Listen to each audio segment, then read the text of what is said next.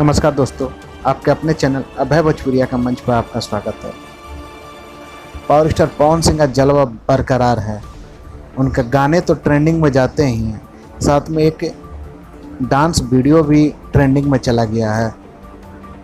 आपको बता दें कि पावर स्टार पवन सिंह का एक गाना साड़ी से ताड़ी जो अभी भी ट्रेंडिंग में है ही, उसके बावजूद एक डांस वीडियो कल अपलोड किया गया था पवन सिंह ऑफिशियल से, जो राहुल जयकर नाम का एक लड़का डांस कर रहा है। वो गाना भी आज ट्रेंड कर रहा है।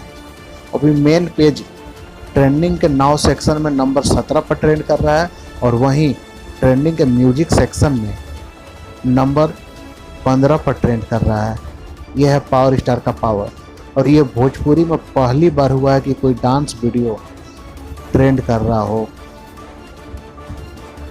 पावर स्टार का गाना तो ट्रेंड में जाता ही है, साथ साथ डांस वीडियो भी ट्रेंड कर रहा है। आप इस बारे में क्या सोचते हैं, कमेंट बॉक्स में ज़रूर बताएं। आपको वीडियो कैसा लगा, वीडियो लाइक करें, शेयर करें। मिलते हैं नेक्स्ट अपडेट के साथ, तब तक जय हिंद, जय भारत।